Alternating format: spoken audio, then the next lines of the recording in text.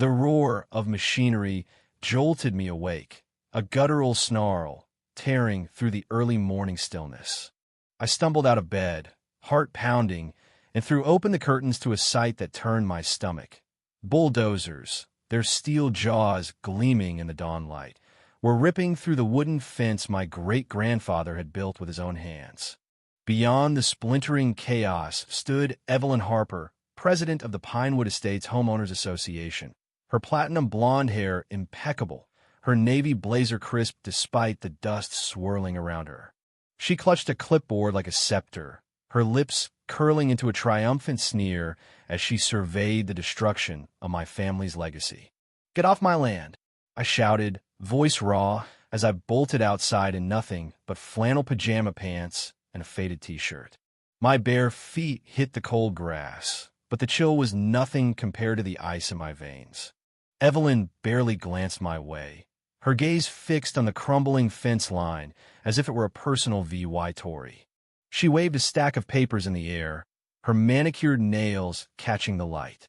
"This isn't your land anymore, Daniel Reese," she called over the roar of the engines. "It's ours now. Community property, approved and signed.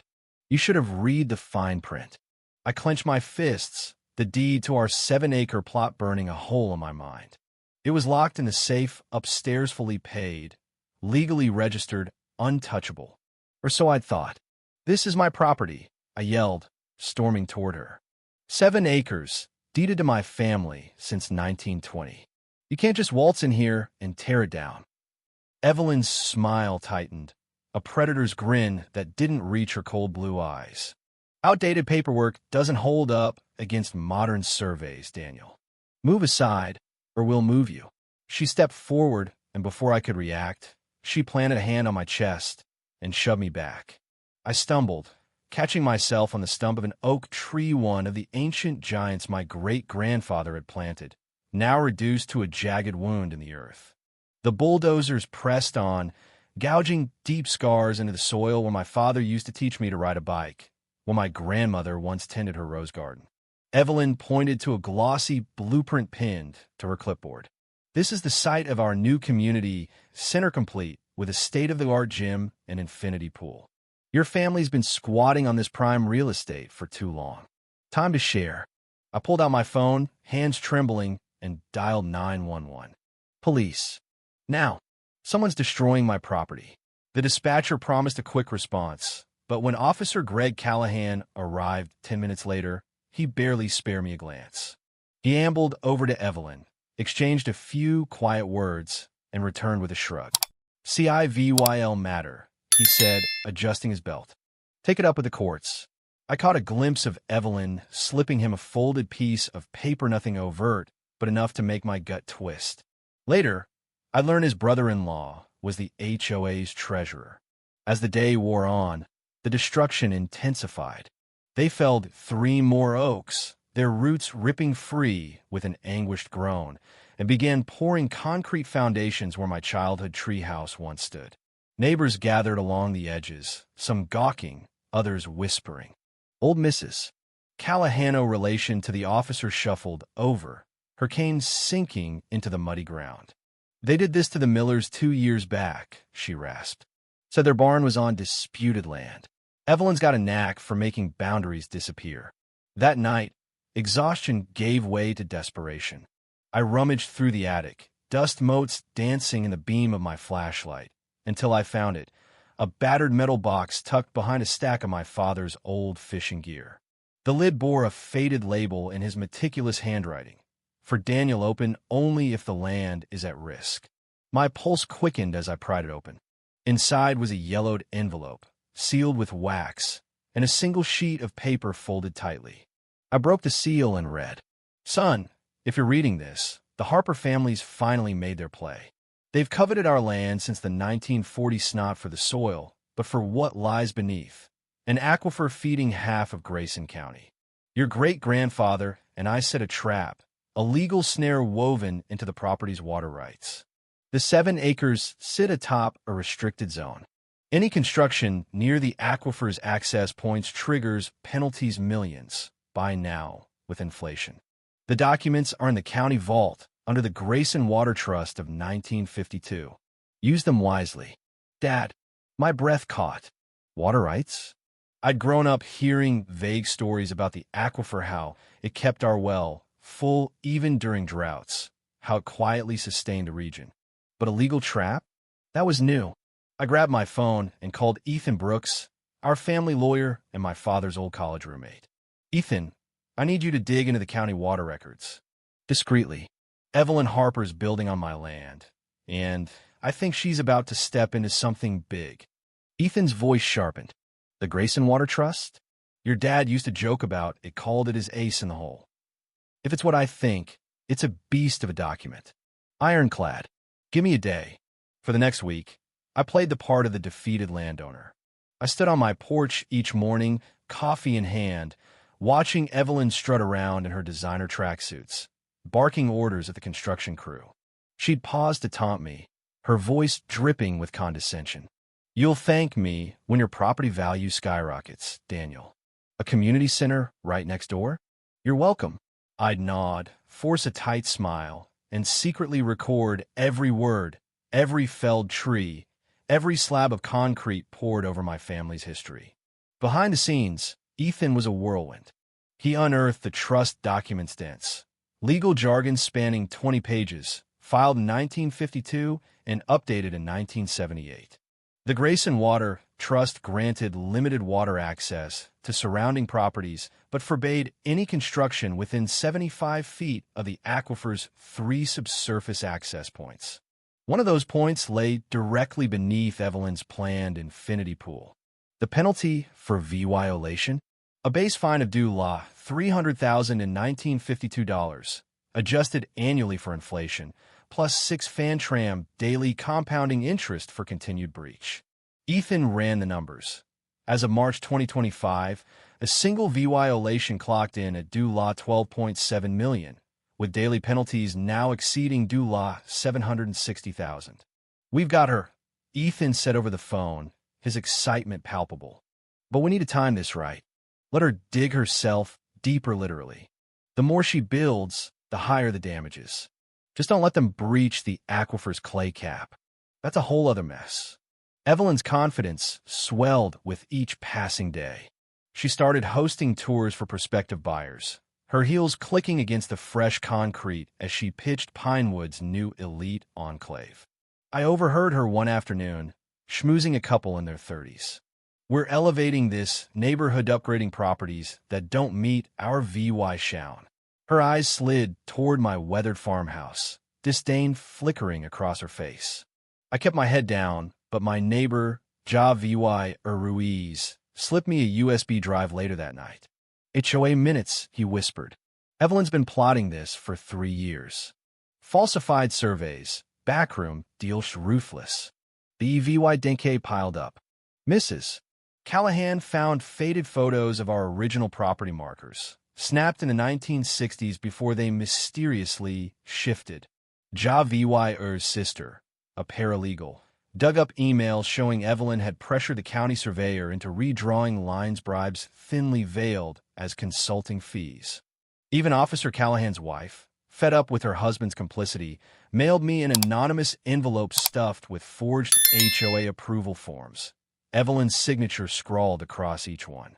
One humid evening, Evelyn hosted an impromptu VY Tory lap by the half-finished community center. The pool's skeleton loomed, large concrete, walls rising, plumbing snaking through the earth. She stood atop a makeshift podium, addressing a cluster of board members in press suits. The Reese property's been a blight for decades, she declared, her voice carrying over the hum of cicadas. This center reclaims what's rightfully ours. When a timid board member asked about legal pushback, Evelyn laughed, sharp and dismissive. Daniel's clinging to some dusty deed. It's no match for our updated surveys. She didn't know the county clerk, pressured by Ethan's quiet inquiries, had flipped pro-VY ding us with every falsified document she'd submitted. Nor did she suspect that the state water board, alerted by an anonymous tip Ethan's doing, had launched a parallel investigation. The construction ramped up after that meeting. Evelyn hired night crews, their floodlights casting eerie shadows across my yard. The pool took shape tiles laid, filtration systems installed, all centered on the aquifer's access point. She even commissioned a gaudy sign, Harper Community Center, raising the standard. Ethan called late one night, urgency cutting through his usual calm. They're drilling deeper than allowed, another 5 feet, and they'll punch through the aquifer's protective layer. We need to move. Now. The tipping point came unexpectedly. Evelyn scheduled a ribbon-cutting pre-VYEW for the following Saturday, a La VYSH affair, with catered hors d'oeuvres and a string quartet. Construction had reached its peak. The pool was nearly complete, its filtration pipes poised to tap the aquifer's edge. Ethan confirmed our arsenal was ready. The trust documents, certified by the state, soil samples pro-VYing encroachment, and a court order from Judge Amelia Torres, a no-nonsense woman who'd grown up drinking from that very aquifer. Sheriff Laura Hensley, a county veteran who despised HOA overreach, agreed to deliver the blow in person. Saturday arrived, crisp and clear. Evelyn's event buzzed with anticipation, board members in tailored blazers, champagne flutes clinking, Evelyn radiant in an emerald green dress. She stood beside the pool, mid-toast, when Ethan's truck rolled up, followed by Sheriff Hensley's cruiser and a state water inspector sedan. I watched from my porch, heart hammering, as the trio approached. The quartet faltered, bows screeching to a halt. "This is private property," Evelyn snapped, lowering her glass. "Leave, or I'll have you escorted out." Sheriff Hensley stepped forward, her badge glinting. "MS. Harper, I'm VYing you with a cease and desist order. Construction stops now, pending investigation into property disputes and water rights violations." She handed Evelyn a thick packet, her expression unreadable. Evelyn snatched it, her composure slipping. "This is nonsense. We have every approval." "Not quite," the water inspector, Dr. Miles Carter, interjected. He was a wiry man with a voice like gravel. "Preliminary tests show your pool's foundation has breached the aquifer's clay barrier. That's the violation of the Grayson Water Trust of 1952, which protects this land." Evelyn's face drained of color. "Water Trust? What are you talking about?" Ethan projected a scanned copy of the trust onto a portable screen, his voice steady. "The Reese family established this trust 73 years ago. It predates your HOA and forbids construction near the aquifer's access points exactly where you built. The penalty, adjusted for inflation, is due law $12.7 million, plus daily fines." The crowd went silent, champagne forgotten. Evelyn's attorney, a slick man named Victor Lang, skimmed the documents and paled. "These appear legitimate," he muttered. Evelyn shoved him aside. "This is a scam. Some ancient loophole won't undo our progress." Dr. Carter crossed his arms. "It's no loophole. It's state law. Your construction's already compromised the aquifer's integrity. Half the county's water supply is at risk. This isn't just about money. It's about public safety." I stepped forward, the trust papers in hand. "My great-grandfather saw this coming. The Harpers tried to buy us out in the 40 soffered pennies for the water rights. He refused, so he locked them in a trust. You walked right into it, Evelyn." She whirled on me, eyes blazing. "You set me up. You let me build just to spring this trap. I warned you day one." I shot back. "You were too busy steamrolling everyone to listen." The board members shifted uncomfortably, whispering among themselves. Evelyn's attorney tried to intervene. "We had no knowledge of this trust." "Wrong," Ethan said, projecting another Imagia certified letter sent to Evelyn in 2020 when she took over the HOA, outlining the trust terms. Below it, her signature. "You were notified. You ignored it." Evelyn lunged at me, nails flashing, but Sheriff Hensley intercepted her. "Calm down, MS. Harper, or I'll cuff you for assault." The HOA treasurer, a nervous man named Paul Dorsey, spoke up. "What's the financial hit to the HOA?"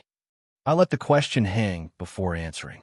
The HOA is liable for community projects unless an officer acts unilaterally with willful misconduct. EVY Denke shows Evelyn falsified documents and bypassed votes. That makes her personally responsible for the due law $12.7 million, plus damages. A murmur rippled through the crowd. Evelyn's bravado cracked. Everything was approved. Proper meetings. Unnoticed meetings. Misses. Callahan called out, hobbling forward. Rigged votes. Javir added. Forged signatures. Officer Callahan's wife said, holding up her EVY Denke. Neighbors I'd barely spoken to in years stepped up, recounting years of Evelyn's intimidation, threatened fines, coerced easements, vanished property lines. The HOA VYC president, a quiet woman named Claire Nguyen, raised her hand. I moved to suspend Evelyn Harper as president, effective immediately. For board members, seconded it in unison. Evelyn's attorney whispered furiously, but she brushed him off. You're overreacting. This is a minor dispute. Minor, Dr. Carter snapped. You've endangered a county water supply during a drought. The state's already drafting charges. Sheriff Hensley signaled her deputies, who began taping shutdown notices to the equipment. Workers dropped their tools and scattered. Evelyn's husband, Richard, arrived, Athena real estate attorney with a reputation for ruthlessness. He took one look at the trust documents and froze. You built on restricted water land, he hissed. After I told you to check the records? They're bluffing, Evelyn insisted, but her voice wavered. Richard shook his head. The state enforces these trusts. You've sunk us. As the crowd dispersed, Evelyn's empire unraveled. Board members huddled with lawyers. Neighbors reclaimed their voices, and the community center stood half-finished a monument to her arrogance. She glared at me as Richard dragged her to their car, her dress smeared with dirt. This isn't over, she spat. It is for you, I said quietly. The aftermath was seismic. Evelyn was ousted as president within days, hit with due law $5.2 million in personal liability after the HOA's insurance covered the rest. Criminal charges followed: fraud, falsification of records, environmental violations. She sold her sprawling mansion and fled Grayson County, last spotted ranting to a gas station clerk about some farmer's trick from the 50s. Pinewood Estates transformed. Javir took over as HOA president, rewriting the bylaws with ironclad protections for property rights. My fence was rebuilt, the original markers restored, and the oaks began to regrow, their saplings a quiet promise. The aquifer gained a state-protected buffer zone, and I joined the oversight board. The community center was eventually complete on uncontested land, properly permitted, with a plaque that read, "Built in harmony with our roots." Sometimes, as I walk the property line with my dog, I think about my father and great-grandfather, how they saw the Harper's greed coming a mile away and laid a trap so elegant, so patient, it waited decades to spring. Evelyn never stood a chance. The best VY Tories, I've learned, come from letting your enemies dig their own graves one arrogant step at a time. If you were the one in this story, how would you react? Would you stand up and fight back, or accept the unreasonable pressure and control from the HOA? Share your thoughts in the comments below. And don't forget to subscribe, like, and share this VY Deo with more people. Your small action gives us the motivation to keep bringing you more intense and engaging stories. Thanks for watching, and we'll see you in the next VY Deo.